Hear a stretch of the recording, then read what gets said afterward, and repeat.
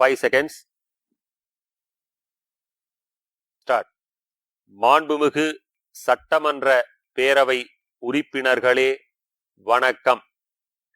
இம்மாமன்றத்தின் 16வது சட்டமன்ற கூட்டத்தில் என் முதல் உரையை நிகழ்த்துவதை பெரும் பேறாக கருதுகிறேன். இம்மாமன்றம் நீண்ட நெடிய பாரம்பரியமும் வரலாறும் கொண்டுள்ளது. நீங்கள் அனைவரும் இந்த பெருமைமிகு மன்றத்தின் வழித்தோன்றல்கள்.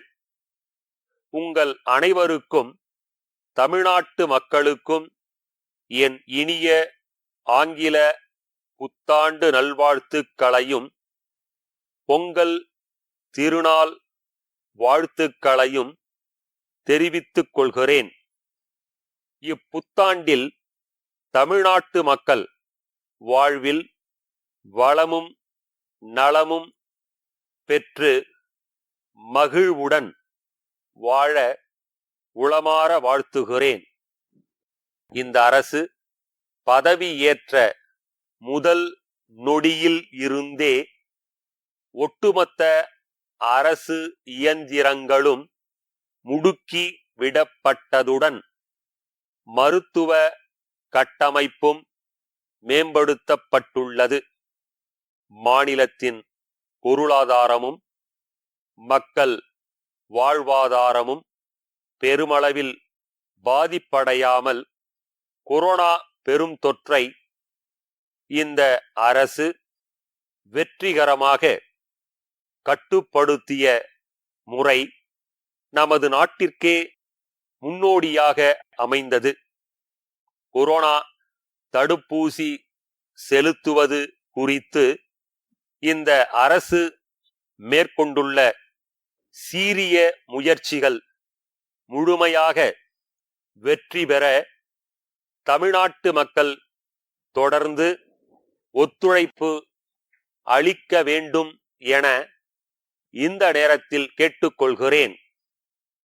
மருத்துவ சேவைகளை மக்களின் இருப்பிடத்திற்கே கொண்டு சேர்க்கும் வகையில் மக்களை தேடி மருத்துவம் என்னும் முன்னோடி திட்டத்தை மாண்புமிகு முதலமைச்சர் அவர்கள் தொடங்கி வைத்துள்ளார்கள். வருமுன் காப்போம் திட்டத்திற்கு புத்துயிர் அளிக்கப்பட்டு மாநிலமெங்கும் மருத்துவ முகாம்கள் நடத்தப்பட்டு வருகின்றன. வடகிழக்கு பருவமழை காலத்தில் சென்னை உட்பட மாநிலத்தின் பல்வேறு பகுதிகளில் வரலாறு காணாத மழை பொழிவும் வெள்ளப்பெருக்கும் ஏற்பட்டன. மாண்புமிகு முதலமைச்சர் அவர்களின் நேரடி பார்வையில் முன்னெச்சரிக்கையாக சரியான நேரத்தில் அணைகளில் இருந்தும் ஏரிகளிலிருந்தும் உபரி நீர் விடுவிக்கப்பட்டது.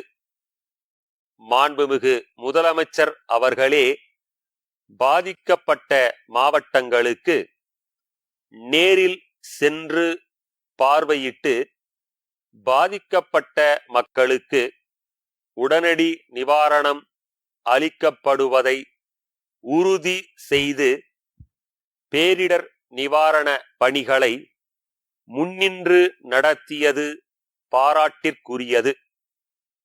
மக்கள் பணியில் சிறப்பான மாநிலமாக தமிழ்நாட்டை உருவாக்க தமிழக மக்கள் அரசுக்கு முழு ஒத்துழைப்பை அளிக்க வேண்டும் என கேட்டுக்கொண்டு எனது உரையை நிறைவு செய்கிறேன்.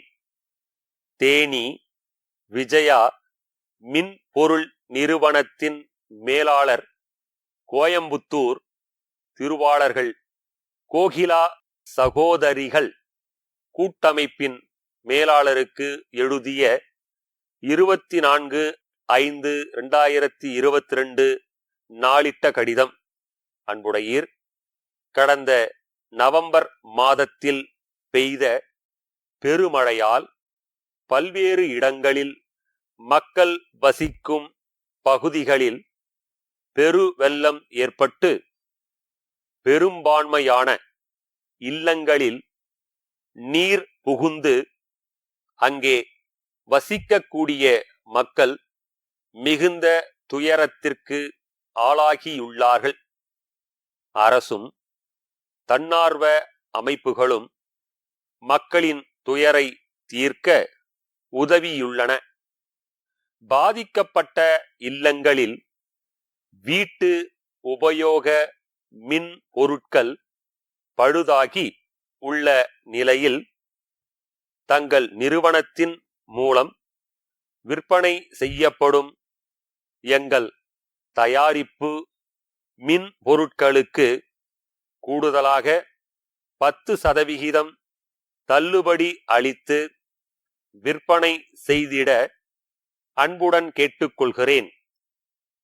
இந்த விற்பனையின் மூலம் தங்களுக்கு ஏற்படுகிற நஷ்டத்தை நாங்கள் சரிகட்ட தயாராக உள்ளோம்.